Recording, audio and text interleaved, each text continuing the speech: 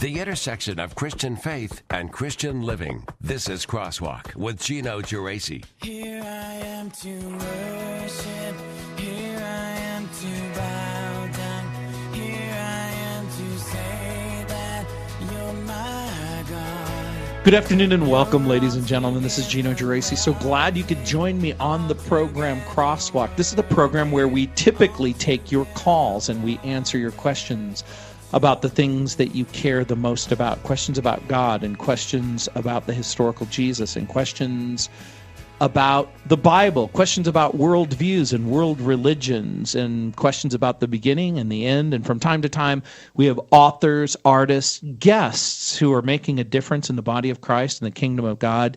Joining me is Terry O'Malley and Jenna Ellis, and they are attorneys locally who specialize in specific areas of the law that include criminal defense. And we're going to talk a little bit about that. And a little bit later, we're going to even invite you to call with some of your questions. And obviously, there's going to be some questions that are going to be appropriate and inappropriate. Like, this isn't going to be a show where we talk about all areas of the law or all, because there's like many things, there are practice areas that require a certain amount of current information that will be helpful or not helpful, but they're certainly willing to help in any way that they can, or make referrals for maybe a unique specific issue that may not fall into the category of a criminal area, but to give you help. So without further ado, Terry O'Malley, Jenna Ellis, welcome to the program. Thanks, Gino. We're really excited to be here. Gino, thank you for the invitation. We look forward to talking with your listeners. Well, and it's great to have you, and it's great the friendship that we've formed over the past, months, years, and it's great to be able to have you here. You know, before we came on the air, I was talking about the broad categories. Not that we like to stereotype, but there's two kinds of people in the world: Italian people and people who wish they were. No, there's two kinds of people in the world. There's people who have hope, and there are people who need hope. And sometimes when people find themselves in trouble and they're facing some difficulties, and maybe their relationship with Christ or their circumstances aren't everything that they would want it to be, and they find themselves in difficult situations, and they quite literally feel that they are without hope. Terry O'Malley, Jenna Ellis, you're both attorneys. You got into the law business for reasons. People don't often talk about hope, but both of you made a decided decision that first of all, to become an attorney, and then second of all, to go in this direction of criminal defense. Tell us a little bit about yourself. Tell us a little bit about the journey that brought you to this place of being a defense attorney. Well, Gino, my path, I always wanted to be an attorney. Mm-hmm. And initially, I actually wanted to go into prosecution. Mm-hmm. And I was a prosecutor here in Colorado for a while. And that, to me, was very sad and lacking hope. And it's become very political these days. And it's become something where, as we were discussing right before the show, it's something where the church nationwide, unfortunately, has really abdicated their responsibility for hope and for Christian ministry to the state. And the state is not equipped to deal with soul issues and with heart issues. And as an agent just of the state, as a prosecutor, you don't get to provide the tools for people who are going through these problems in their lives, who've made mistakes, who've made bad decisions, ultimately. Mm-hmm. You can only provide the matrix and the box that the state gives you. And I found that very frustrating as a prosecutor, that I couldn't really show God strongly in that area because I was so limited as a government employee. And so my decision to go into criminal defense was a great one for me because it is a full-time ministry. And I know that Terry agrees with that. And in our practice together, I work at Terry's firm. We both work together. And it really is a full-time ministry where we're able to sit down with our clients, not only give them hope, but share God and say, where are you at with your faith? What brought you to this point? What can we do to help equip you with the tools that you need to get on a better trajectory for your life? And so that's, to me, the most exciting part of it. Now, I love this, Terry, because she used 3 different words in a sentence that people don't normally associate with attorneys: Christian, attorney, ministry. She used all 3 of those words. And so talk a little bit about that. And the reason why I want you to talk about it, because at your website, the very first sentence at your website reads, if you're reading this, you're probably trying to figure out whether or not to call me. How amazing is that? People go to your website and they're wondering if they should call you. Now, again, I want you to address that, your journey, your decision to become an attorney, and then your decision to focus in this particular area. Gino, I started working in Christian ministry for about 4 years at the University of Northern Colorado, and was unable to raise my support. I didn't grow up in a Christian home, and as a result didn't have a lot of support base. And so I was looking for a career where I could use the debate that I had been in high school. I really enjoyed that and did well with that. And my wife's the one that actually encouraged me to take the LSAT test, and did that, did well, went to law school. And I think that my journey in terms of why I became a lawyer really developed from there. And it developed as I began to meet people at their greatest point of need. I met people in civil lawsuits that we were involved in, and then I met people in criminal cases. For several years, I did both. And then after about 10 years of doing both, I realized the thing that I really enjoyed and really considered ministry was when I got to be in a jail with someone's son or daughter at 2 o'clock in the morning and talk to them about how their system of doing things wasn't working, how their belief system had failed them. And typically it involved immoral behavior, typically it involved no moral constraints to their conduct. And they ended up hanging out with a group of people, engaging in conduct where the conscience is not their guide anymore, that conscience that God's given us. And so as a result, they're accused of crimes, or they actually committed crimes that they participated in because they had no moral compass. And they had completely abandoned that in favor of whatever felt good at the moment. And as we stood there, as we sat there in the jail in the middle of the night, that was a chance for me to bring hope to them because they were totally without hope. And that's an exciting thing for me to do. I see the opportunity to give these people hope as a full-time ministry, and it's something I've been doing for 23 years now, and I just love it. There's nothing better than when I get to sit down with somebody and ask them those questions about what role do you think God is playing in where you're at right now, or how is this changing, or how you're looking at things differently. And we get to talk about the hope we have in Jesus, and that's fun to do. Now, obviously, you both have family, you both have friends, you both have acquaintances, you both have Christian friends and people who know you.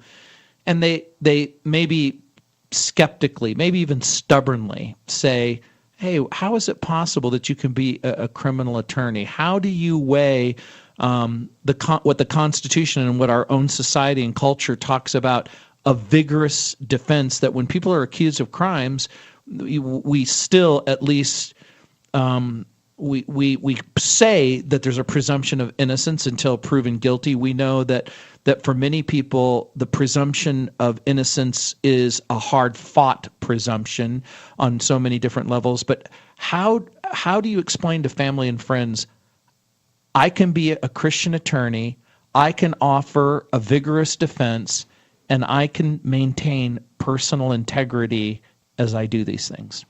You know, Gino, that's something that that Terry and I and the other attorneys in our office talk about quite a bit, and how there is this skepticism sometimes. And I think that there's 2 answers to that. One is a practical answer that is rooted in the Constitution, it's rooted in our laws, and it's a very simplistic answer, really, which is exactly as you just said, that everyone has the right to a fair trial, the right to an attorney, the right to the presumption of innocence, all those things. And I even said a right to a vigorous, the moment that you are the attorney, you have a moral obligation to provide the best defense that's available.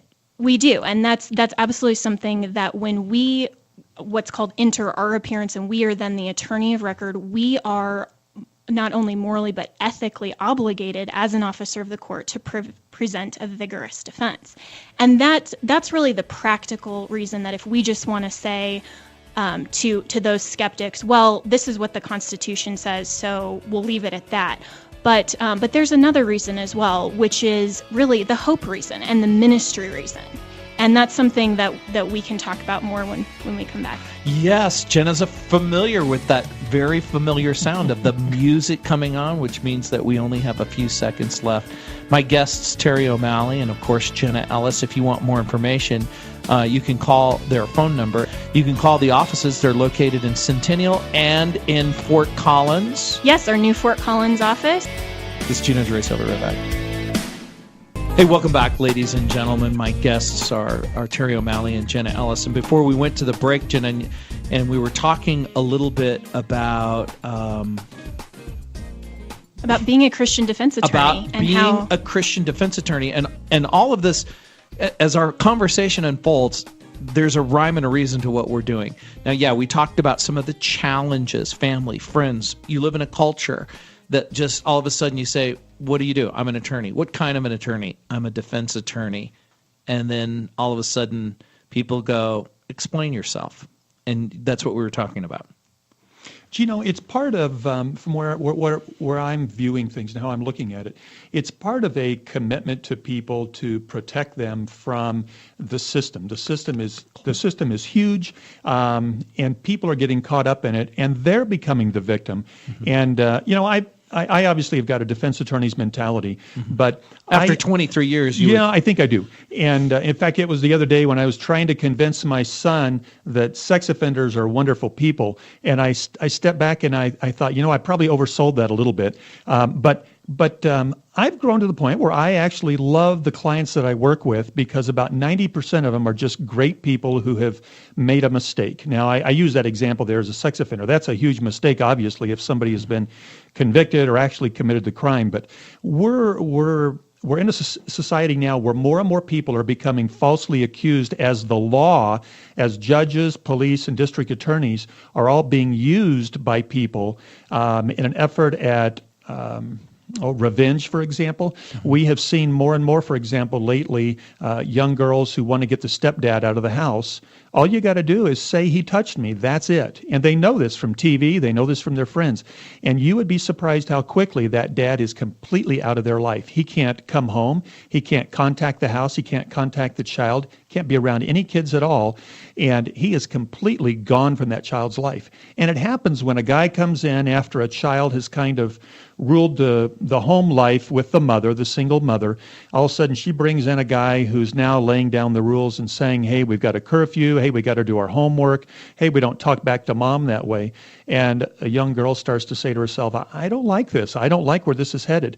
And unfortunately, we're seeing more and more that this is happening in a lot of different contexts, but police are no longer asking tough questions like, how could that have possibly happened? And they won't ask that child those tough questions anymore. They cannot. They feel like if they do that, they're not supporting their victim. And there are victims' rights organizations out there that will criticize them and will cost them their job if they're not supporting the child. And then you couple that with district attorneys who are now scared of victims' rights group, and they won't ask tough questions of children victims to see if something actually was practical or could have happened. I mean, you've got children now that can say, yes, he touched me, and then he took me to the moon afterwards, and they will gloss right over that part about, and then he took me to the moon. They'll only pull out that part that sounds like a crime. And unfortunately, we've now got judges who are scared to ask those tough questions as well. Everybody is scared because they want to keep their job in a system where complaints can easily cost them their careers.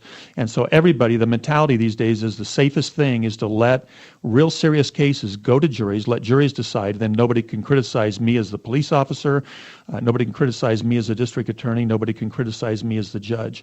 And people need an advocate. They need somebody who cares about them and understands how the system works.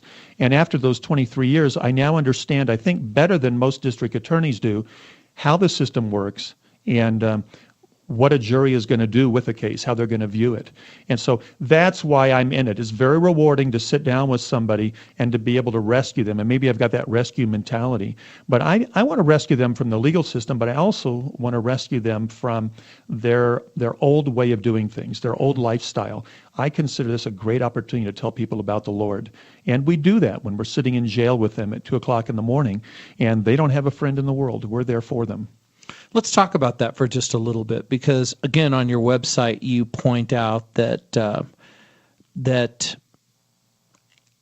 for many, many people, the lawyer becomes not just a lawyer, not just an advocate, but people are longing for friendship. I mean, we talk about people who find themselves in trouble, whether it's because of sexual contact or drug and alcohol abuse, or they're living in a world of domestic violence, or there's something broken, there's something horrible and broken, and they feel like whatever mistakes I've made, now I am disqualified. You talked about sex offenders.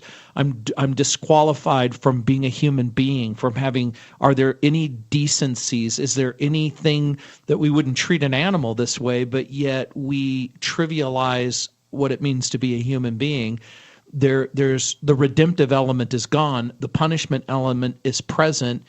And you talk about this because we live in a culture, in a world where people are taught that the police officer is your friend, the arresting officer, the deputy district attorney is your friend, the victim may be someone close to you and deeply connected to, but right away you try to educate people. If I'm going to help you, these are the tools that we're going to need to help you the best way we know how. Right. We want people to know it's not business as usual. You know, we're all taught. When you've been accused of a crime. Yeah, when you've been accused of a crime, or when you've been contacted by the police, period. You know, the police, when you're a child, you're taught, if you get in trouble, look for a policeman will help you. When you're an adult and a policeman comes and contacts you, he's not there to help you.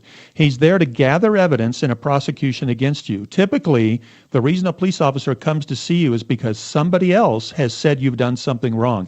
And from that moment forward, I mean, I used to work as a police officer. From that moment forward, that police officer is using everything you say and don't say in an effort to gather evidence, to put together a case to submit to a district attorney who's got another major motivation is we prosecute crimes, we win crimes. We don't get rewarded or patted on the back for dismissing them. So it's a prosecution mentality from the beginning that you're guilty. There's a presumption of guilt in the police officer's mind and the district attorney's mind. And for that reason, from the very beginning, you've got to realize you've only got one friend. And that friend is our law office, our attorneys, or a good attorney, someone who really cares about you. And the one thing that distinguishes us, I think, from other attorneys is we care about your future completely, not just your legal future. We care about the kind of person you're going to be and your frame of reference, what tools you're going to have to live the rest of your life.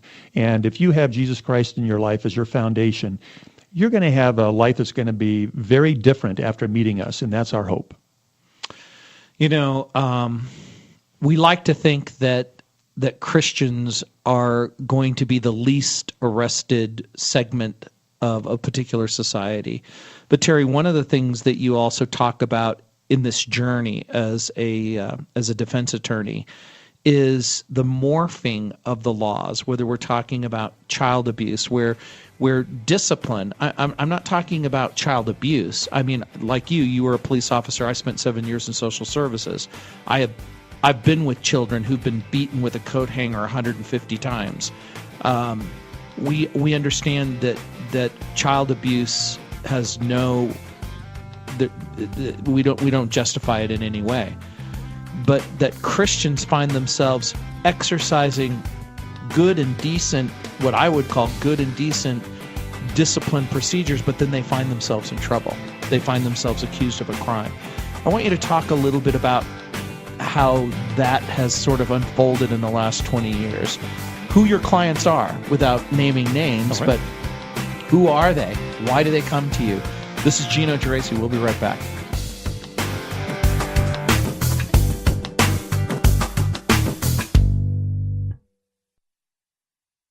Hey, welcome back, ladies and gentlemen. This is Gino Geraci. So glad you could join me on the program. My guests, Terry O'Malley and Jenna Ellis. And the next question I'm going to ask you guys seems like an odd question, but I have sort of three attorneys in my life who if there are marital issues, I refer. And if there are civil litigation issues, I refer.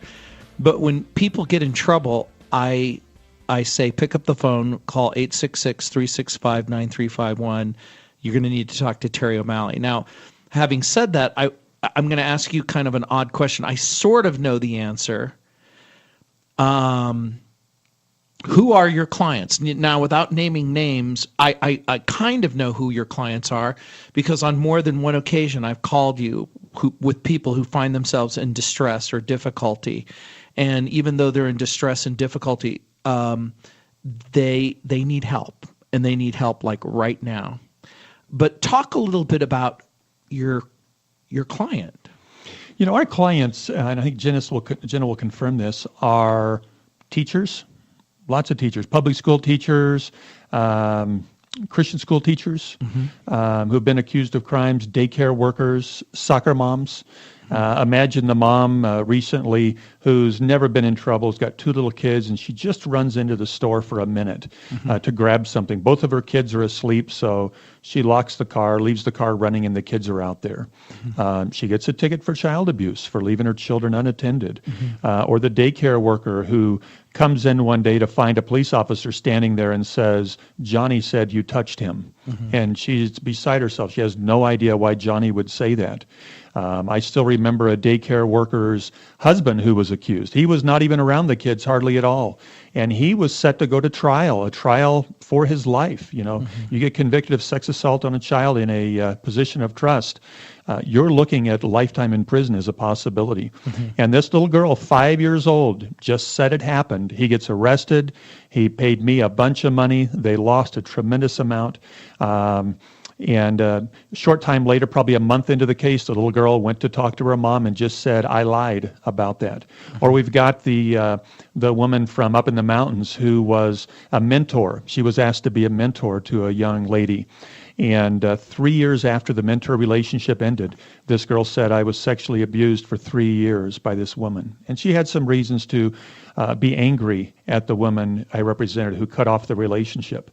That woman lost her house, she lost her car, she lost everything she had except for her family before we eventually won at trial.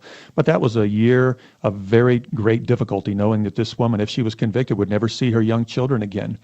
And it's nice people, nice Christian people. I'm giving you examples. All these people are Christians that came to me because they knew the Lord, and they wanted somebody who had that same foundation, somebody to pray with, for example, during our meetings, but somebody who's going to be praying for them and the outcome of their case. But each of those people had very difficult circumstances, most of whom saw it as their ministry to be where they were. They were doing things to serve the Lord, and it never crossed their mind that they might end up being accused of a crime in the service to the Lord. And that's definitely true. And what's really unfortunate about how the laws have evolved in the U.S., but particularly in Colorado, as we talked about a little bit before, I mean, no one would advocate for or justify child abuse or sexual assault or inappropriate sexual touching. But the problem with a lot of our clients that they run into is that just on the word of a child or someone who may have a different motive. Like we just did a case where a little girl was simply trying to get out of trouble. So she pointed the finger to someone else. And just on the basis of a child saying, oh, he did it or she did it for whatever reason, then they're presumed to be guilty. And so it then becomes our job to then advocate for them and to say, you know, there has to be proof beyond a reasonable doubt. And that highest standard of the law, it can't just be the word of some little child sending someone to prison for that long. And so just because there is such a focus on child abuse being a heinous thing, which is true, there's now become an over-focus particularly from the district attorney's office, where they have such a political motivation to really prosecute these crimes, because it sounds great on an 8-second soundbite to say we're harsh on crime. We have these statistics of how many convictions we have. And once Colorado specifically instituted the term limits for district attorneys, it has become so much more political to then be harsh on perceived crime rather than truly following the ethical principles of the higher calling of a district attorney. And that's the thing that we run into every day, is really advocating for these people who really did not do anything wrong. A little bit later, I'm going to invite you to call 1-800-277-8946 if you'd like to ask Terry or Jenna a question. Again, 1-800-277-8946, 303-873-1935. When we come back, Terry, I'm going to ask you about the Supreme Court of the United States, McCullen et al., this sidewalk situation. We'll be right back. Welcome back, ladies and gentlemen. This is Gino Geraci. So glad you could join me. 1-800-277-8946, 303-873-1935. My guests, Terry O'Malley and Jenna Ellis. And Jenna, you were making a comment about a case that you had been working on, and I know that it provoked in Terry some thoughts that he wanted to come back to. Right before we went to the break, we were talking about who are your clients, and we were talking about some of the other people, like people who love the Lord and people who believe that abortion is wrong, and they want to figure out a way to be able to communicate their deeply held belief that killing unborn babies is wrong. And so they will go out by an abortion mill, and they will pray, or they will try to, in some way, persuade a mother to not kill her unborn child. And sometimes that's been criminalized. People are arrested. They're actually charged with crimes. And you would think this shouldn't be, but yet there are people who come to you and say, "Hey, Terry, I've been picked up. I was out in front of an abortion clinic exercising what I thought were my First Amendment rights, and now I've been arrested and charged with a crime." Gino, it's become a probably the hottest political issue that we've got is the abortion issue. It's right up there. And even here in Colorado, in Denver, we're running across cases like that because there are some citizens who are very brave and very staunchly pro-life. And they're my heroes. They really are, because they're out there in the snow, they're out there in the rain, they're probably out there today in 90-degree temperatures, and they're there to love women who are going to these abortion clinics and considering the termination of their pregnancy and terminating a life of their child. And they're there to show love for these people, to give these people hope, to let them know that they're cared for, that they've got a real baby inside of them. And they're charged with crimes because laws have been put on the books in Colorado through our legislature and through a hotly contested political process that's designed to keep people away from those clinics, away from talking to those women. The last thing that clinic wants is for a woman to hear and see the truth about what she's about to do. And yet these very brave people are out there. And we defended one of those recently. We've got a woman who was out there, walked alongside of a woman who was headed toward the entrance to the clinic and simply wanted to talk to her in a loving way. And that's criminalized in Colorado. We've got a law that was written very broadly. And in this particular case, it's under this Title 18-9-122-2, but a person commits a Class 3 misdemeanor if they knowingly obstruct, and we can understand why that might be a crime. But they've also got in there, if you detain somebody, hinder them, or impede their progress. Now, if you start a conversation with somebody and they stop to talk to you, all of a sudden... Does that meet the legal requirement, detain, impede? Yep, you've hindered, you've impeded, and you've detained them. If you hand them a brochure with some helpful information and they stop to read it or stop to take it from you, all of a sudden you've detained, hindered, or impeded them. And this is the section that she was ultimately convicted of that was not reversed on our appeal. There was one that was not out of the 6 that she was originally charged with. But it's criminalized behavior. And other states are trying to do things similar, and that's the reason that the Supreme Court of the United States rendered a decision today. It was decided today and announced today in this McCullen v. Coakley case out of Massachusetts. And it's a significant case because, like this broadly written law that we have in Colorado, the legislature in Massachusetts thought it would be appropriate to criminalize anybody who stood on a public sidewalk within 30 feet of an entrance or driveway to a reproductive health care facility, in other words, an abortion clinic. And so what they wanted to do and what the legislature out there wanted to do was to criminalize anybody get anywhere near somebody who was headed into an abortion clinic. And again, that's a political process. To get a law that broad, that ironclad, was a political process. There was a group that advanced their agenda to the point that the legislature said, okay, we'll do it. We'll put that law in effect. Unfortunately, the United States Supreme Court came back and said, that's just too broad. It's not narrowly tailored to support or promote a compelling governmental interest. It's just too broad. There's lots of things you can do short of that if you want to protect people's access to healthcare facilities. I'm just amazed at this sort of Orwellian world in which we live, in which killing an unborn baby is legalized and protesting the killing of an unborn baby is criminalized. It presents such a disconnect that it's still hard for me to wrap my head around it. We've got a call, and I'm not sure that this could be in the category that we're talking about. Scott, welcome to the program. Your question for my guests? Hi, all. How are you? Good. Hi, Scott. Hey, I'm going to change the focus a little bit. My wife and I have been exemplary foster family for 11 years of service, within the state of Colorado. So you're a foster family? We were. Okay. We adopted one child. We adopted 5 boys. We had about 20 placements in our home, and we adopted 5 of them. 2 of them are siblings.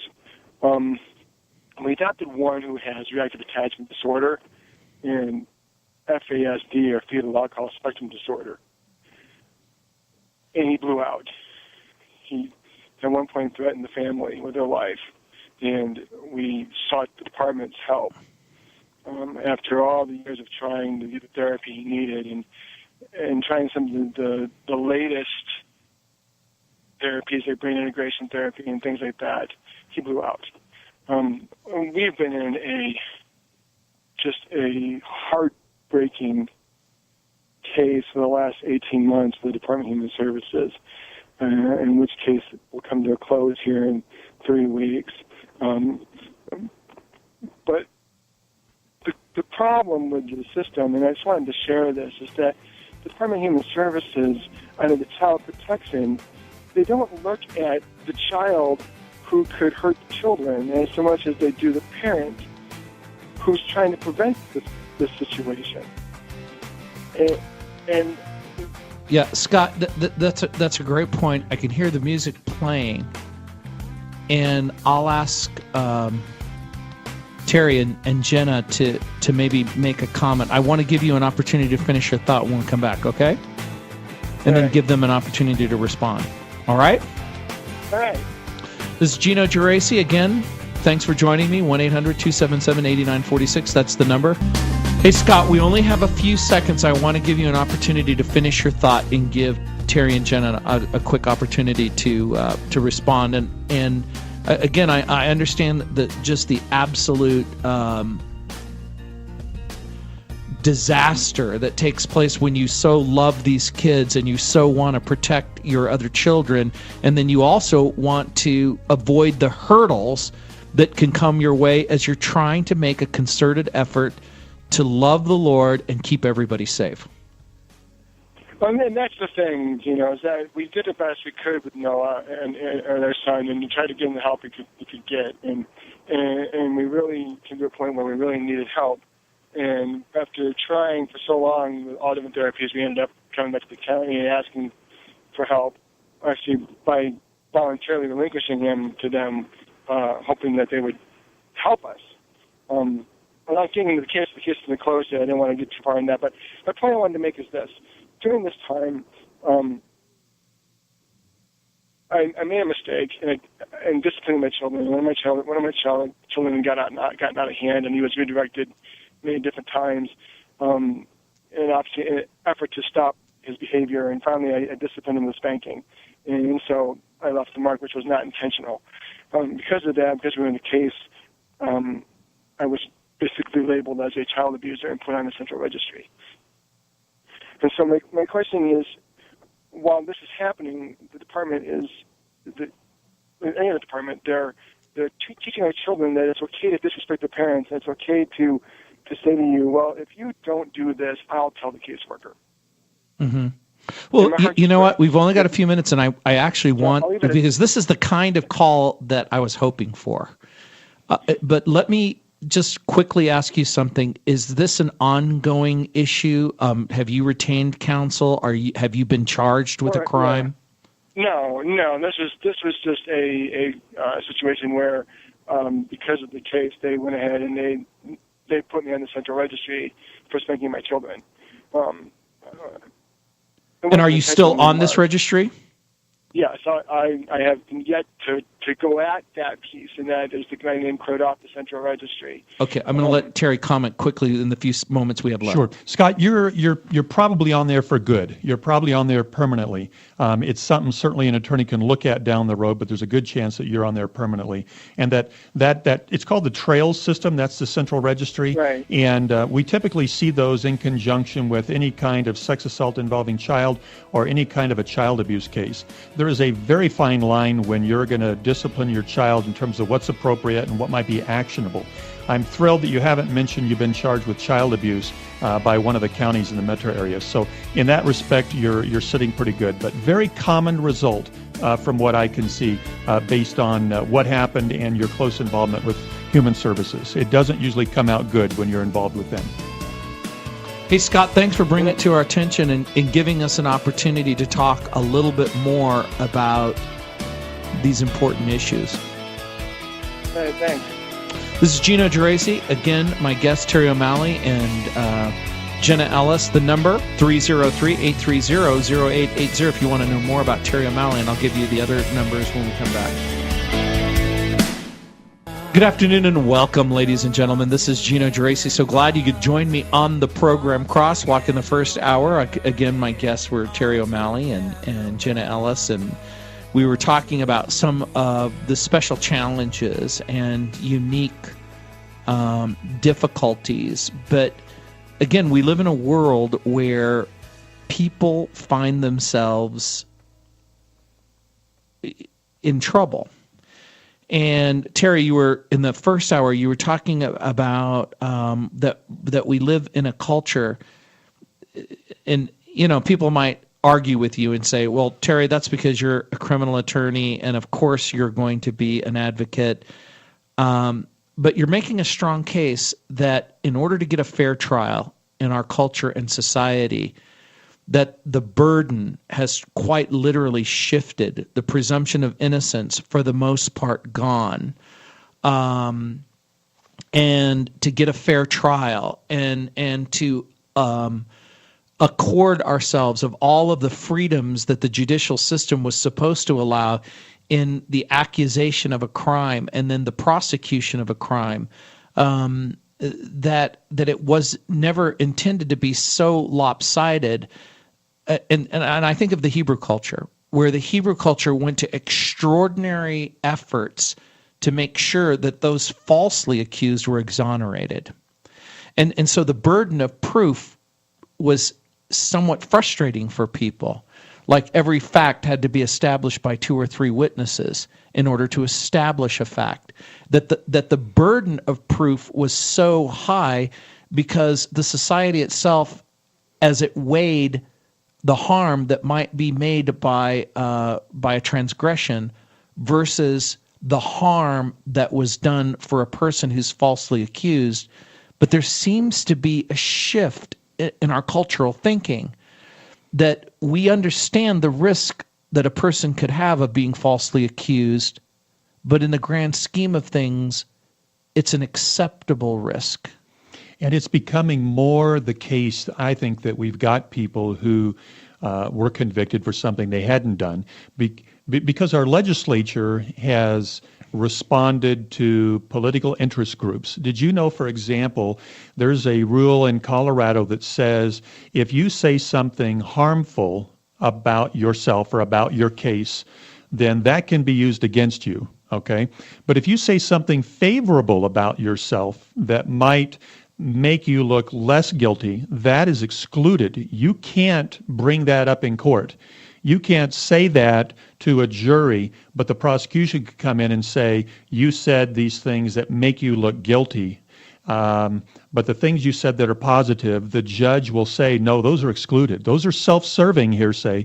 You can't bring those in, but the prosecution can bring in something that you might say that's harmful. So and you ask yourself, why in the world is that there? Mm-hmm. You know, the prosecution can always say, hey, that's self-serving, and advocate for that. But special interest groups have advocated so hard to our legislators that they've actually made these rules of law that you can't come in and presented evidence, positive things you might have said that offset or balance out some of the negative things you might have said.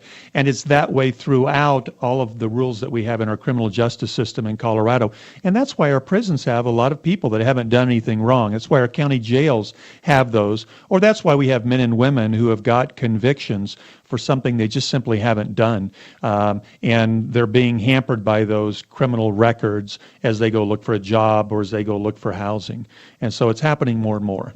Definitely, pendulum has shifted. And Gina, I think that's really true what you said, that our laws are getting really distorted from the original purpose. I mean, if we look back at our founding fathers and why they decided to start our justice system and start the judicial branch and the executive and the legislature on the principles of our Constitution and the rights that we have, like the right to fair trial. I mean, it was because in England we didn't have those, and they really wanted to move away from that and give the right to a fair trial and have that. There's this philosophy in law school that we're taught that says you better to let 10 guilty men go free than have one innocent person be convicted. And while we can sit and ponder about the justice of that, the point of that example is to say that we don't, as a society, want to condone criminalizing or convicting someone who truly is innocent. And our laws, because of the political climate that we're in, because of the elected officials and the special interest groups that Terry was talking about, we have moved philosophically as a society and as a justice system away from those very foundational principles that are near and dear to what it means to be an American society. See, in this, again, Terry, I'm thinking Hebrew thoughts again, because in the Hebrew judicial system, justice always meant punishing the wicked, but also exonerating the innocent. In other words, it was an unhealthy, it was a disconnected view of justice that just simply focused on the punishment of the wicked, but failed to exclude or failed to advocate for the innocent. A full-orbed meaning of justice can't, it loses its meaning if exonerating the innocent isn't a part of the component. And I don't think that is anymore, at least not in Colorado. I think, you mentioned a moment ago the potential loss of the presumption of innocence. Mm-hmm. In Colorado, if you get accused of a crime, you can be given an order that says, unless you put up $20,000, we're not going to let you out of jail. We're going to let you sit there in jail. And you might be somebody who has no prior criminal history, doesn't pose any other risk to society. You're going to be given an order that says, in many cases, you can't contact your own children. Mm-hmm. You can't go back to your own house. You can't contact your wife. And I've seen on several occasions, victims advocates actually go to women and say, hey, your husband's accused of child abuse. If you don't initiate divorce proceedings, we're going to make sure your kids get taken away from you. We see stuff like that happening. That sounds extreme. Hopefully it sounds extreme to everybody. And you're wondering, is Terry O'Malley crazy? I've heard it more than once. More than once.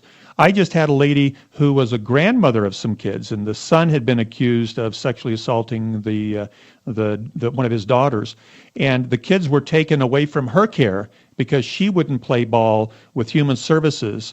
And treat the kids as if they had been sexually abused, this daughter, when she knew she hadn't. She was maintaining much more of a neutral stance. And because she wouldn't play ball and wouldn't talk to the kids and wouldn't talk to human services like, I know this happened, they pulled the kids away from her. Perfectly safe environment with family. 2 of those kids are now in foster care rather than with their grandma because the grandma wouldn't play ball with human services.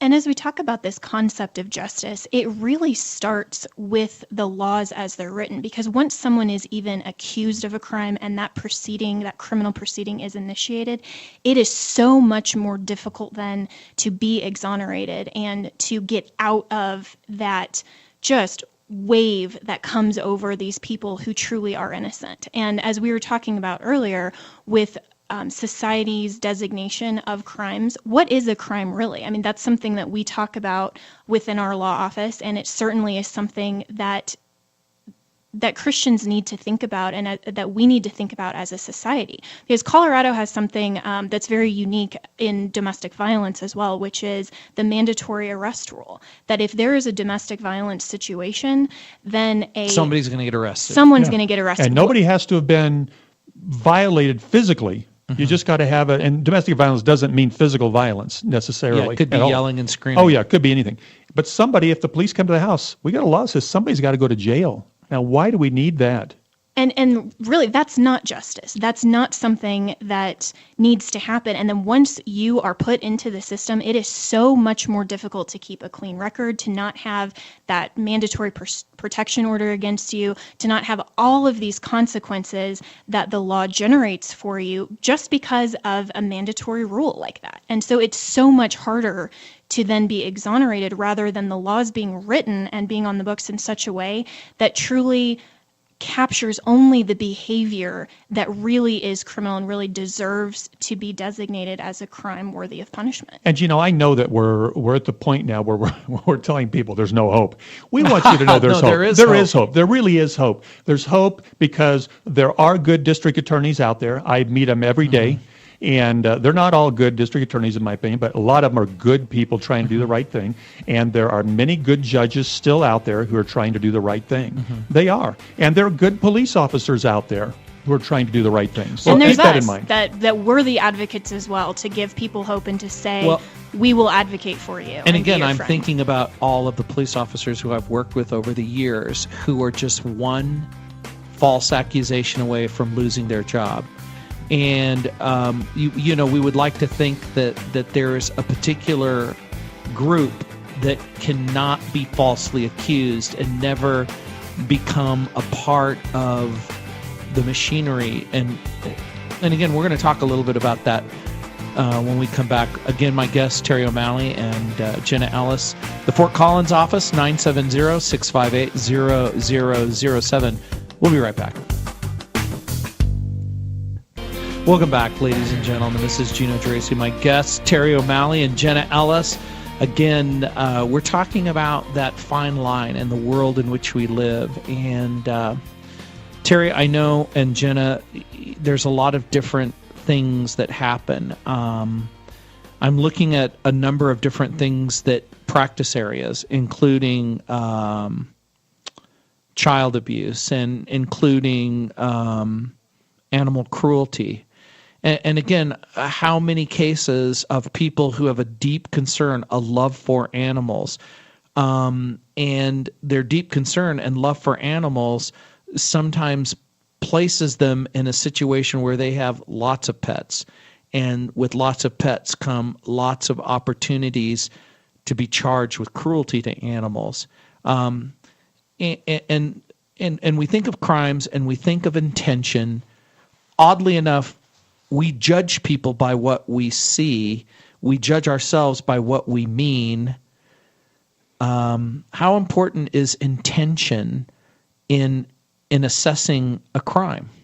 In a lot of crimes that we have, I'd say the majority of them, we've got some type of specific intent or mens rea that's required. But there are also those crimes where simply, if it happens, you're presumed to have had guilty knowledge or guilty intent. And so some of those crimes can catch you off guard. But, even bringing up animals, we have people who love animals to death. And their dog might be placed outside with a bowl of water, with some shade. And you wouldn't think of this, Gino, but during the day while you're at work, the sun shifts, your dog gets tangled up around a tree, the water dish is turned over, the dog is stuck in the middle of the sun. Your neighbor looks over the fence and hears the dog yelping, calls animal control, and guess who gets a ticket? Right. You do. You get a ticket. You, a guy who might love dogs more than life itself, you get a ticket. And we have those things happen. We have a lot of people who didn't intend to do something wrong, and yet they're charged with a crime that might require some kind of intent. And that's when you need an advocate to come alongside and help present your case in a world that's foreign to most people. I was talking about how sometimes we're one moment away from a disaster. I mean, think of all of the traffic situations where a person isn't drunk, they're not a careless driver, but through a series of events, they find themselves in a traffic accident, and tragically someone dies as a result of it. And now they're charged with vehicular manslaughter. Their world is unraveling. It's falling apart. They pick up the phone. They call you. What do you say? Well, we've got one of those right now that we're working with. And what we do is we try to do everything we can to shut off the flow of information to our opponents, to get our clients or potential clients to come in and meet with us. And we try to establish for them hope that it's not going to be as bad as it could be. We're not looking, we'll explain to them a range of penalties, a range of possibilities. We'll also talk to them about a number of successes that we've had where cases are dismissed or where people are found not guilty. There's a large number of the cases that we take to trial, we end up with a finding of not guilty. But in a case as you describe it, in many cases, we've just got to start looking at the case and how we can present our client with the least serious of a lot of bad options. The least serious. And sometimes that's the choice they've got to make. Which of a pool of bad options or unattractive options is going to be least bad for me? And that's when there's a strong case the government might have against you. Fortunately, that circumstance that you describe, if it didn't involve alcohol or drugs, might be charged as something a little more compassionate, such as careless driving resulting in death. It's where somebody wasn't engaging in ultra-hazardous conduct like drinking and driving and kills somebody or using drugs or drag racing or something like that. And I think the law distinguishes between those high-risk activities and a genuine accident where somebody is killed where there was carelessness but not a reckless disregard for the safety of others. And another thing that we getting an advocate involved is really helpful with, and I know we touched on this earlier, is that the district attorneys often have such a vested interest in pacifying the victims of the family through the Victims' Rights Amendment that's now a part of the Colorado Constitution, which really does give the victim or the victim's representative, if it's the family of a deceased person, such as a car accident, it really gives them not only a voice, but really giving them leverage over the district attorney. And in cases where maybe it really is the right thing to have a resolution that doesn't ultimately result in, for example, a person who is a truck driver losing their CDL license or something that was for genuinely an accident.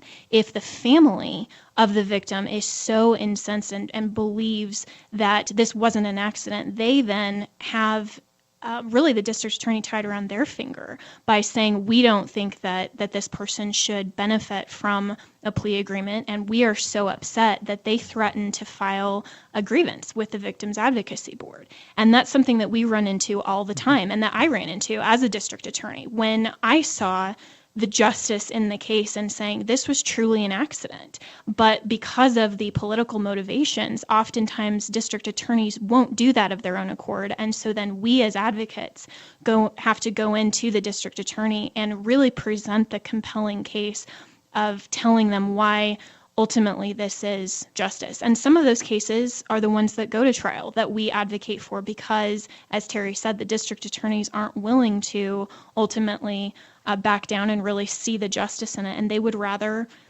lay it in the jury's hands, and then they can go back to the victim's family and say, well, the jury found them not guilty and sorry, I did the best I could, which truly is not their ethical obligation of justice. And we try to point that out to them in a manner that's truly advocating the best interests of our clients. We see more and more cases like that, Gino, today than we did 20 years ago. In fact, we didn't see hardly any back then, where district attorneys are taking cases to trial that have no evidence other than a child saying something happened. And we're talking about lifetime imprisonment cases. We're seeing them say to themselves, hey, it's political suicide to dismiss the case that we know didn't happen. The only out we have is to take this case to trial, to spend 4 or 5 days in front of a jury, to take that jury's time for 4 or 5 days, and to get them to say to the victim's family, this didn't happen, because then the criticism is off of us. We see lots of cases, including the one that we went to trial on recently, where a child started making up stories in front of the jury. And you turn to the DA and you say, what are you going to do about this? We now know this didn't happen. And they're saying, back away from me. We don't do that. We can't dismiss cases. We simply can't. Even though a child is starting to fantasize in front of the jury on the stand, we don't dismiss cases. We let juries decide. It's the only safe thing for our careers. You know, if you grew up in the 50s and the 60s and you watch the Waltons and you live in this dream world that the vast majority of Americans will successfully negotiate through life. They'll go to high school, they'll go to college, they'll get married, they'll live their life, they'll die, they never get arrested. But it seems to be less and less true. With 2.5 million people in jail in the United States, we have more incarcerated individuals than Russia and China combined. What does that say about who we are? This is Gino Geraci, my guests, Terry O'Malley, Jenna Ellis. Again, if you want more information, it's 303-830-0880. If you want to join me, 1-800-277-8946, 303-873-1935. We'll be right back.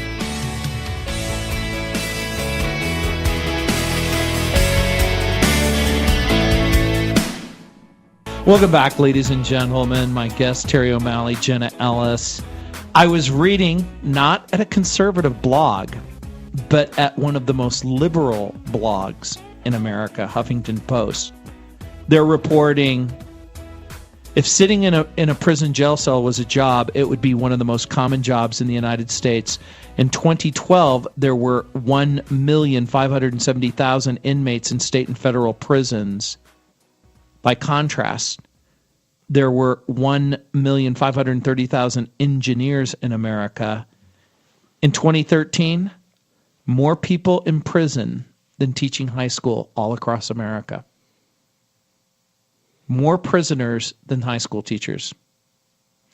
And again, these little interesting statistics tell us something. More than 4 million people worked in retail last year. 6 million served drinks.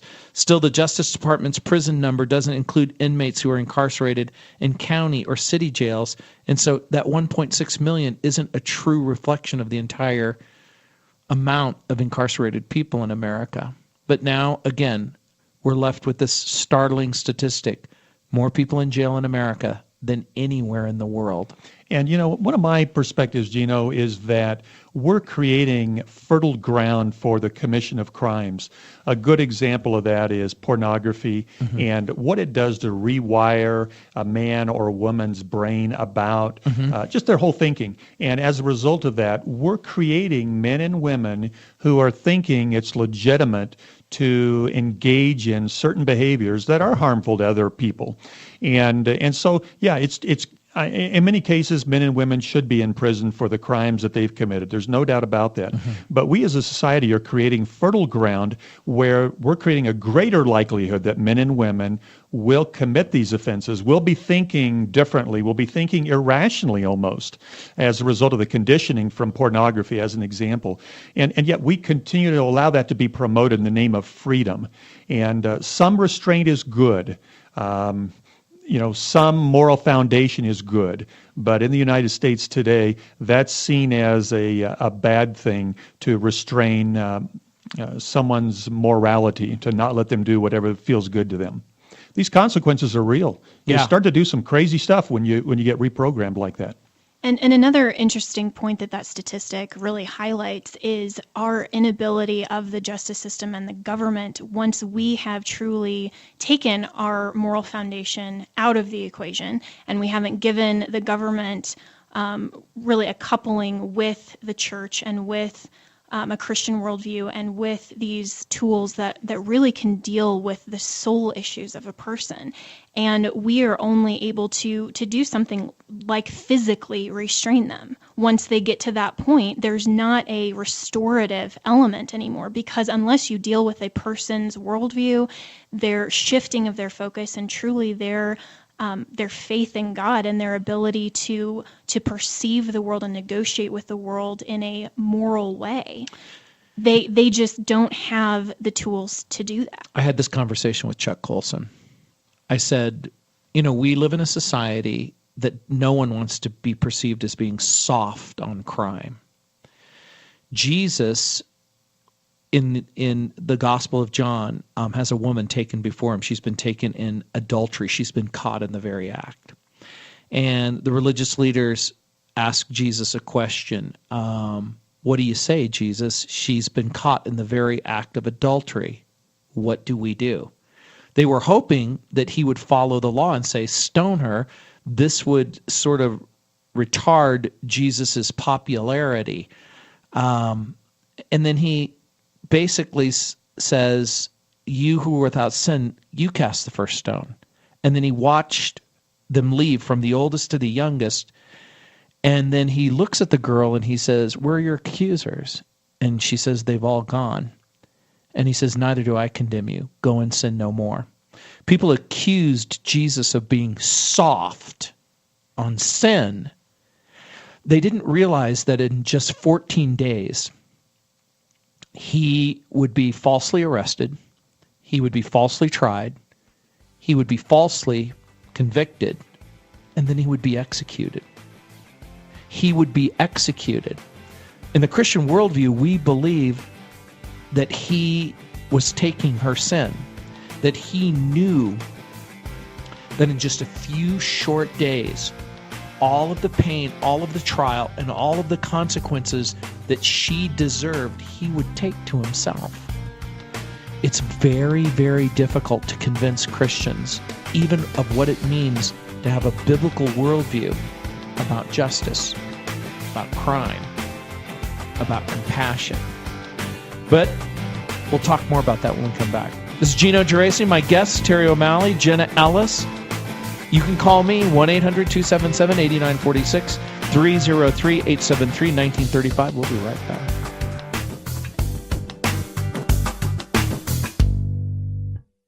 Hey, welcome back, ladies and gentlemen. This is Gino Geraci. So glad you could join me, my guest, Terry O'Malley, and Jenna Ellis. And, of course, you can get more information from Terry at 303-830-0880. And Jenna, of course, at 970-658-0007. Chuck Colson told me that we represent 5% of the world's population, and we have 25% of the world's prisoners. And Terry, one of the things that you say at your website is, during our meeting, you're going to test me with tough questions, and that's okay. Ask me hard questions. And we live in a world, Terry, where good and decent people can be arrested and can be charged. And the chances are that many people who are listening right now are going to be charged with a crime. And at that moment, their heart is going to sink, their palms are going to begin to sweat, they're going to have a little mini panic attack. What in the closing moments that we have, how would you mentally and emotionally prepare people to think about? Because sometimes when you're charged with a crime, you don't think clearly about what's going to happen next. You know, the first thing, Gino, that I want to emphasize to your audience is that the moral decisions we've made as a country are starting to have unintended consequences left and right, and we're just trying to manage those. And pornography be one of the most perfect examples I can imagine. In the name of freedom, we're letting people do things and look at things that they have no business More being a people part are going of. to log on to pornography than will watch every football and baseball and basketball game. If you add all three of them and all of the participants, more people will log on to pornography this year than attend basketball, baseball, football. And that will have tremendous consequences on our children and on our children who grow up to become adults. And since pornography has been so prevalent, we're now getting those adults. And my point is, I guess in terms of preparing the audience in response to your question is, I want people to know that there are unintended consequences that are going to touch the lives of you and your children, even if you're out there serving God, doing ministry. Probably the best example would be the woman I talked to earlier who was asked if she would mentor a young girl, and then 3 years after the mentoring relationship was over, this woman, worship leader in a church, was given the news that she was now being accused of sexually assaulting that young girl over a period of three years during their relationship. And the girl was angry because my client had cut off the relationship. And as a result, my client ended up losing her house, her car, everything. In order to prepare people, good people, people who are out there serving God in their churches, in schools, Christian schools, they need to realize that the people you come in contact with have the potential for being dangerous to your freedom. And so you've got to be careful and you've got to be smart. You can't be alone with children, for example, anymore. You've got to have another adult present, or you got to be in more of a public setting if you're with kids that you don't know, or with troubled kids. Kids that come from troubled backgrounds will surprise you. They've got things that have happened to them cumulatively over a number of years that could come back and really hurt you. So don't be alone with those children. Always have other adults around, or be in public settings. And be conscious about, if the police contact you, they're not contacting you because they're after the truth. And I've had police officers call me angry at that statement. But the vast majority of the police that contact you are not looking for the truth. They're looking for evidence to support their victim. I put that in quotes. Their victim who has called them. They see that as their responsibility to gather evidence to support their victim who has made the phone call. The first person that makes the call is usually the one that's designated the victim, and the police are going to side with them. The police have tremendous resources at their disposal. But when they run across a good person who's never been in trouble before, who thinks, hey, the police are just out there looking for the truth, that's when they really get in hot water. The main thing you need to do is cut off communication, contact a lawyer immediately, and the lawyer and you will sit down and strategize as to whether or not it's in your best interest to call that lawyer or call that officer, and you'll have your lawyer present if that phone call is deemed to be in your best interest at that point. But hold back and don't start talking. Things you say really can and will be used against you. And the hardest part for my clients is they don't realize what's harmful to them and what's not, because they don't play this game regularly. They're not involved in this every day like the officer is or the detective is, or like we are. We know what's going to be harmful, potentially harmful. And you're going to think, I just talked to the officer, things are going great for me, I've told him the truth. And what you've really done at that point is made it much easier for the officer to arrest you. And then you come and see me, and it's hard for me to undo a lot of what you've said. Let's strategize early on about what's in your best interest in terms of what you talk to police about. And we do that for free. We don't charge people to come in for an hour initial consultation about a case. So there's no cost to it, no reason whatsoever not to contact a lawyer before you talk to the police.